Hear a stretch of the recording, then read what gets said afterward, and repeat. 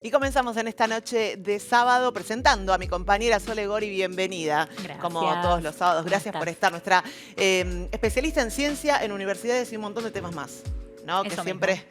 siempre nos cuenta un montón de cosas interesantes que ya mismo vamos a empezar a develar. ¿Por qué? Porque vamos a darle la bienvenida a nuestro primer invitado de esta noche de sábado, a Pablo Borda, quien conocemos porque el año pasado también nos contó mucho sobre historia, porque es licenciado en historia, docente universitario, creador de historia para millennials. En este día, justamente en estos días, donde estamos conmemorando el Día Nacional de la Memoria por la Verdad, por la Justicia, a 40 años de democracia, 47 años del golpe cívico-militar, y por eso, Pablo, te damos la bienvenida. ¿Cómo estás? Buenas noches. Muy buenas noches, Yami. Y ya Como nos metemos... siempre, es un gusto estar acá Desde el Conocimiento. Gracias por venir, y ya nos metemos directamente en este tema que, por supuesto, decíamos conmemorar, de la importancia que tiene para todos nosotros, para los argentinos, para nuestro país, esta fecha 24 de marzo. Ya el primer acercamiento que puedas tener sobre este tema.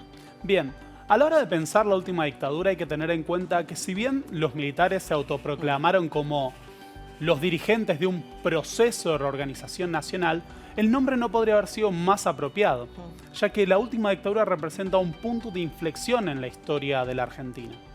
Estamos acostumbrados a pensar la última dictadura desde el terrible impacto que tuvo el terrorismo de Estado y la pérdida de miles de personas mediante un proceso de desaparición de personas que se dio a escala nacional con la implementación no solo de ese terrorismo de Estado a gran escala, sino de un montaje de un aparato represivo que incluía todos los aspectos de la vida social: la anulación de la política, de la participación ciudadana, de la libertad de expresión, o mismo la suspensión del funcionamiento de partidos políticos, el derecho a huelga o la intervención de universidades.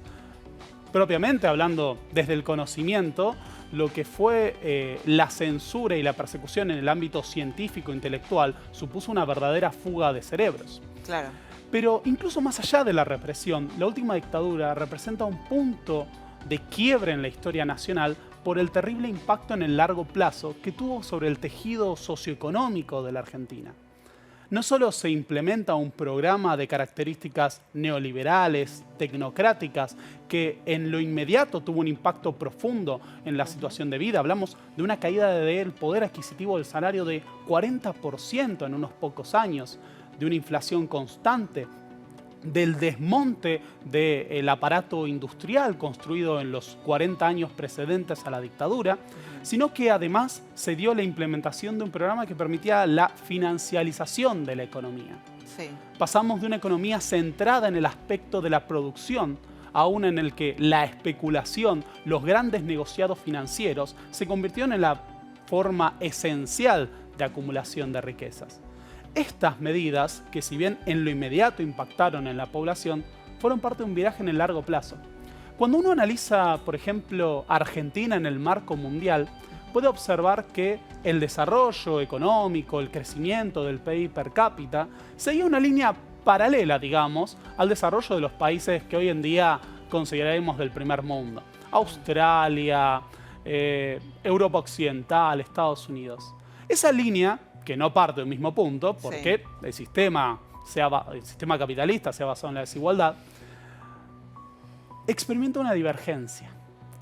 En la década del 30, todos los países cayeron como producto de la Gran Depresión. Esa línea paralela argentina iba en caída. En las décadas siguientes, la recuperación también fue paralela. Pero cuando uno toma los datos del Banco Mundial, observa que en 1976 la línea de crecimiento de Argentina se separa para siempre de los países desarrollados.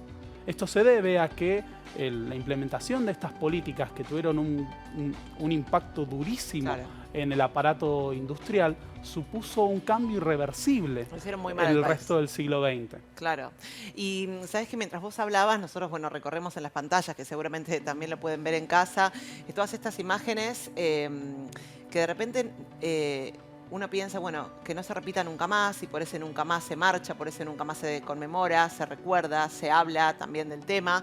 Y pensaba tal vez en que ya pasaron 47 años de esta realidad, y en cómo podemos, en este nunca más a futuro, cómo podemos atravesar a los jóvenes, ¿no? A los jóvenes de hoy que tienen 20, 25 años, que de repente no tienen tal vez una formación política y bueno, ¿cómo hacemos para llegar con esta información y con este pedido, ¿no? De nunca más y para que tengan conciencia real sobre la importancia de ese grito? Para empezar, señalando que este evento, que si bien ellos no vivieron, yo tampoco viví, Claro. vos tampoco, por una cuestión generacional, puede parecer lejano en el tiempo, en realidad es sumamente reciente en términos históricos. Primero porque su impacto se puede apreciar al día de hoy. La problemática de la deuda externa nos acompaña realmente desde la última dictadura.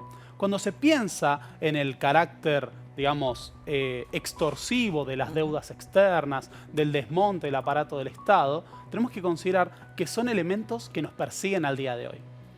Pero por otro lado, también hay que considerar, a partir de lo que fue la irrupción de los militares en el plano político, la represión, la pérdida de todo tipo de libertades civiles y políticas, en la valoración que debemos hacer de la participación democrática.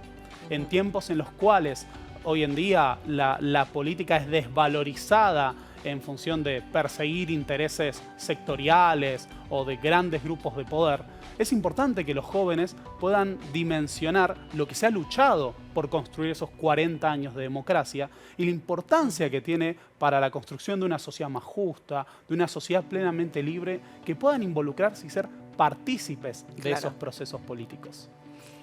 Te pregunto, es que tremendo tener esas pantallas Sí, con a mí estas también imágenes. me impresiona. La verdad que sí. Te pregunto, en base a lo que te estaba justamente diciendo Yami, con respecto a cómo llegar a los jóvenes, y una de las cosas que mismo yo me pregunto cómo hacer, ¿no? A veces con familiares, con gente más chica, menor, y que quizás no está embebida en la política o comprometida con la causa, ¿cómo terminar de sacar esa idea instalada por mucho tiempo de la teoría de los dos demonios, ¿no? No sé si tenés alguna forma, algo para opinar sobre eso y alguna posible solución de cómo podemos hacer para terminar de sacarlo. Primero, alcanza con observar incluso los documentos de los propios militares. Total. Dentro de la doctrina militar que se construye alrededor del golpe de Estado, el fenómeno de la subversión, que los militares se proponían aniquilar y destruir, no era las organizaciones armadas. Primero porque los militares incorporan el peligro de la subversión como tesis de conflicto, como hipótesis de conflicto, a partir del Cordobazo. Y el Cordobazo no se caracterizó por la irrupción de organizaciones armadas, sino por la movilización obrera y estudiantil.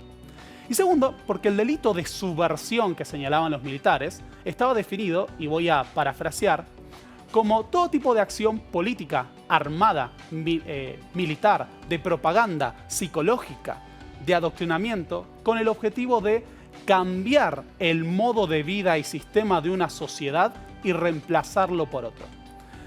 Jorge Rafael Videla, el principal artífice de la última dictadura, señalaba que iban a perseguir y combatir la subversión hasta su total aniquilamiento desde una concepción global de la misma.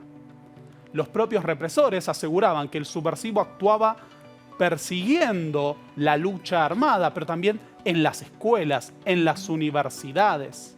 Entonces, por más que existieron las organizaciones armadas, estas no fueron primero perseguidas con el peso de la justicia, sino mediante un comportamiento criminal y terrorista por parte del Estado.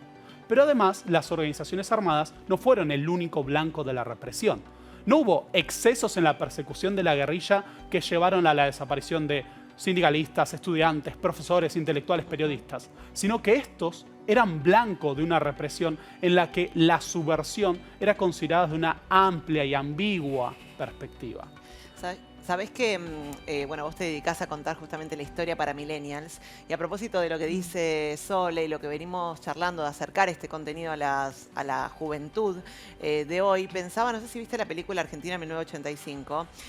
No sé qué te pareció rápidamente la peli, pero ¿qué te parece también todo lo que sucedió a nivel cultural y a nivel, nada, la cantidad de gente, de chicos que fueron a ver con sus amigos y de repente se empezaron a comentar estas cosas en sus casas, ¿no? La importancia que tiene tiene que ver el arte y la cultura a la hora de trasladar también la historia, ¿no?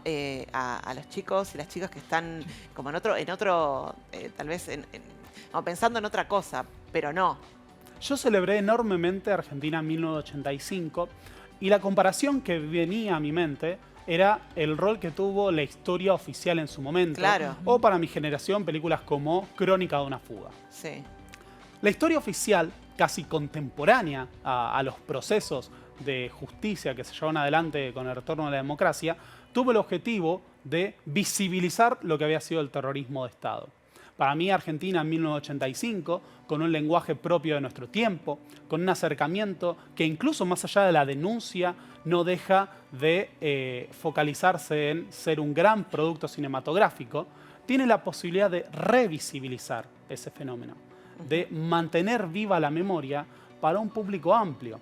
Y uno de los puntos que creo que resultan más positivos de Argentina en 1985 fue la posibilidad que tuvo de instalarse prácticamente como un discurso de unidad nacional en torno a la denuncia de los crímenes de la última dictadura. Nada, buenísimo. Recordar, hacer memoria y agradecerte, por supuesto, porque estés esta noche con nosotros, como tantas otras que has pasado, bueno, contándonos la historia según tu visión, según tu parecer y acercándola, en este caso, como vos contás, también a los millennials, a los jóvenes. Así que, bueno, muchas gracias por estar en esta noche con nosotros. Siempre es un gusto para mí. Así pasaba Pablo Borda, que es licenciado en Historia, docente universitario y también creador de historia para millennials. Si me quedo en las universidades, ¿por qué? Porque no sé si podemos compartir ahora algo que sucedió en la Facultad de Arquitectura de la UBA y de estos 30.000 mariposas que podemos tal vez ver en pantalla, las imágenes, las fotos, 30.000 mariposas colgadas de la baranda del patio de Ciudad Universitaria. Bueno, allí en esta conmemoración justamente de este día como decíamos, Día Nacional de la Memoria por la Verdad y por la Justicia. Ahí vemos en pantalla lo que sucedía. Dice, hoy en la FADU de la UBA, un grupo de personas fabricó 30.000 mariposas que colgaron de este patio, como recién les contaba. Y la verdad que hay esperanza, ¿no? Cuando vemos esto, este proyecto y seguramente muchos estudiantes que entran a la universidad y ven esta imagen, bueno, algo seguramente están pensando hacia el futuro, ¿no?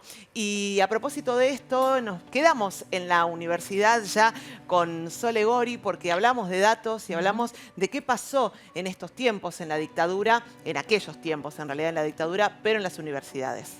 Sí, bueno, vino bárbaro además la introducción de Pablo y también este es un poco el ejercicio de memoria colectiva que vamos a hacer también acá en el programa, el granito de arena que podemos aportar para que justamente se visibilice la importancia de vivir en democracia, ¿no?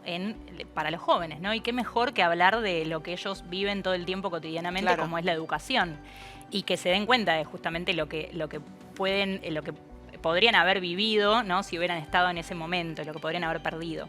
Tenemos una serie de placas que nos acercan un poco a este punto. La educación bajo sospecha. Pablo un poco ya lo decía, el foco estaba en la educación, ¿no? Porque era justamente ese foco de contagio, decían, de lo que era el virus de la subversión. El autodenominado proceso de reorganización nacional puso en la universidad el foco de control, de persecución, de violencia sobre los sectores intelectuales y la juventud que no solo la que militaba, la juventud en general, porque era una juventud que tenía ideas, que quería justamente formarse, que quería conocer, que quería cambiar el mundo y que quería simplemente estudiar, digo, ¿no? Ser alguien, ser algo. Eso es lo primero que en todas las dictaduras en sí se intervino la universidad, hubo cambios en la universidad en todas las dictaduras, pero la última fue, no sé, desastrosa diría yo, pero atroz. No es la palabra apropiada, fue atroz, ¿no? Todo lo que ocurrió. Tenemos otra placa en la cual podemos ver cómo se promulga, durante el periodo se promulga una ley universitaria por la cual las universidades quedan bajo el control del Poder Ejecutivo Nacional y toda actividad gremial y política queda prohibida. Pero eso es hasta lo de menos, que no es menos para nada, pero digo, es todo lo que va a ocurrir por esta ley justamente, cómo empiezan primero a los primeros días del golpe a intervenirse estas universidades por personas que en verdad no eran, o sea, de hecho primero eran militares y luego fueron personas que eran afines al gobierno militar y no tenían que ver con la educación, ¿no? Los rectores, el ministro, de hecho hubo varios cambios de ministro de Cultura y Educación, se llamaba en ese momento, y lo que tenían era justamente la misión de cambiarlo todo. Intervenir todo, el control absoluto. Y ahí podemos acercarnos en la próxima placa, por ejemplo, a qué fueron esos cambios para que lo tengan un poco más, que sea más concreto, ¿no? Sí. Y poder empatizar con esto. Planes de estudio y material didáctico intervenidos completamente, y no solamente a nivel universitario, también a nivel educativo en general. De hecho, roza lo extremo y lo absurdo, libros para de jardín infantes, ¿no? Completamente también censurados porque podían llegar a generar en estos niños y niñas pequeños y pequeñas ese foco de la subversión, ¿no? Y lo digo así, se me pone la piel de gallina, pero planes de estudios intervenidos, carreras cerradas. Imagínate si vos querés estudiar una carrera y de repente no, bueno, esta carrera ya no va más. Y carreras, algunas, las principales, asociadas a humanidades y a ciencias sociales, pero también cinematografía, por ejemplo, cosa que me llamó muchísimo la atención. Bueno, se eliminó. Cupo restringido y arancelado. Nosotros teníamos una universidad como actualmente, pública, gratuita y con un cupo que no está justamente restringido, más allá de estar, hay exámenes de ingreso y hay preparaciones como el CBC, pero en este caso empezó a hacerse justamente exámenes para poder bajar, ¿no? Porque había una expansión de la matrícula y eso era algo que no iba con lo que se quería imponer.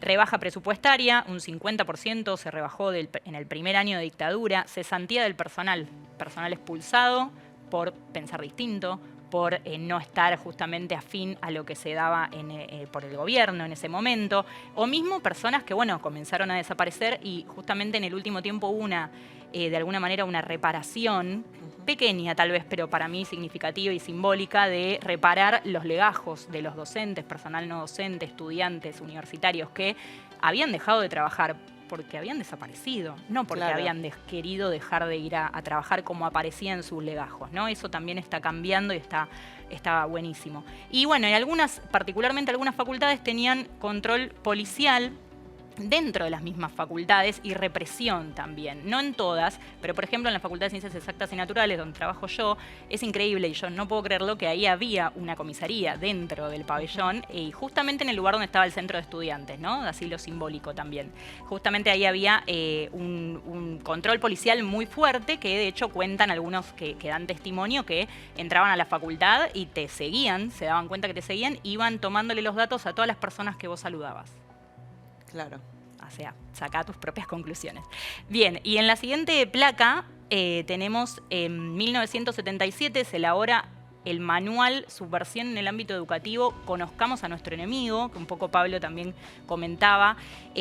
Justamente este manual lo que hacía era dirigido a los directivos y directivas de los establecimientos educativos a todos los niveles, para que llegara a los docentes y también a los alumnos. Bueno, o sea, ayudaba a detectar, yo lo empecé a leer, realmente no pude terminarlo, es muy fuerte, pero justamente lo que hacía era tratar de ayudarte a detectar dónde estaba el foco, ¿no? Pablo, si querés decir algo. Hay un apartado de Subversión en el ámbito educativo en donde dice que es posible reconocer la infiltración marxista de los agentes izquierdistas a través de vocablos utilizados. Y dice, aparecerán constantemente palabras como burguesía, América Latina, consensos, participación.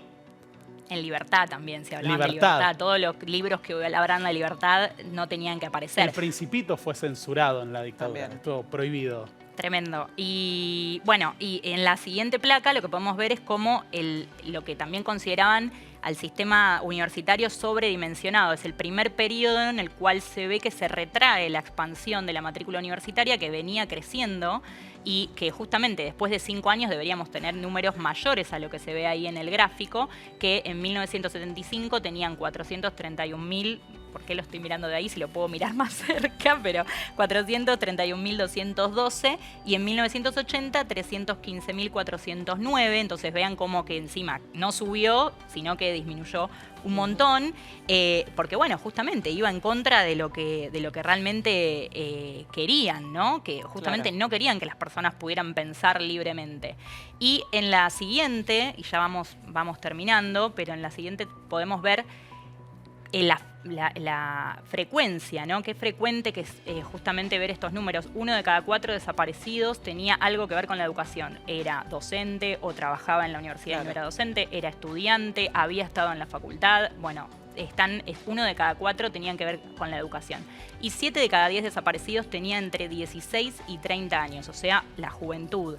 Y quiero traer que justo Pablo había dicho un poco esto, pero hay palabras textuales de Videla donde justamente él dice, para terminar quizás de sacar, ¿no? Y hacer ese aporte a lo que es la teoría de los demonios, él decía, el terrorista no solo es considerado tal por matar con un arma o colocar una bomba, sino también por activar a través de ideas contrarias a nuestra civilización a otras personas. Es decir, que él mismo decía, lo que decía Pablo también antes, que no era al que tiraba la bomba, al que disparaba o al que hacía un secuestro, sino al que tenía ideas que podían cambiar la realidad del país, ¿no? Entonces, cómo se persiguió y cómo hubo justamente una violencia atroz contra personas que pensaban distinto. Y para cerrar, tengo unos testimonios que son de algunos docentes de la Facultad de Ciencias Exactas y Naturales, que bueno, en ese momento eran alumnos, ¿no? Y justamente lo que ellos decían, y coinciden mucho, uno militaba y el otro no, justamente ellos lo que dicen es que, paren que lo tengo por acá más. Era asfixiante venir va, de la facultad, dice, había mucho miedo en la gente. La sensación era que ir a la facultad era como un castigo, se convirtió en un lugar que, al que había que ir, dice, y no al que querías ir, por ejemplo. Tenías la sensación de que la facultad no era tu espacio, de que era algo ajeno, y tenías la sensación de que una vez que terminabas de cursar corrías peligro, porque también lo que había era infiltración. O sea, en algunas facultades se dio más, menos, porque si había control policial o no, pero había también agentes infiltrados, ¿no? Que entonces ellos decían, nosotros terminamos de cursar y estamos un poco como entregados, no podías llegar a comunicarte con algunos compañeros, las reuniones estaban prohibidas, se revisaban, no podías ir en el momento que no tuvieras clase, ¿no? Había horarios determinados en los cuales podías ir a la universidad. Entonces, fíjense cómo, y para cerrar, cómo es tan importante conmemorar, que es hacer memoria con otras personas, conmemorar esto y que se den cuenta los jóvenes todo lo que tienen hoy y que también eso también significó quizás la muerte, la desaparición, la tortura de un montón de personas que justamente lo que querían era que lográramos tener lo que tenemos hoy, la posibilidad de poder estudiar lo que queremos, trabajar de lo que queremos y una libertad absoluta de pensamiento también, ¿no? Me parece que es importantísimo que los jóvenes puedan saber esta historia por eso, porque si hubieran pasado por ahí tendrían afectada su vida cotidiana, como podemos verlo, y sus logros también a futuro. Claro, hablando de libertad, ¿no? Básicamente, y así hacíamos este recorrido por el Día Nacional de la Memoria, de la Verdad y de la Justicia. Gracias, Sole. Bueno, gracias, Pablo, nuevamente por acompañarnos en esta noche. Bueno, Sole, por supuesto, se queda todo el programa, pero esto estamos pensando en esta noche, ¿no? Y por supuesto muy completo el informe sobre las universidades, que fueron el foco puntual con la juventud, ¿no? De lo que fue la dictadura hace 47 años atrás.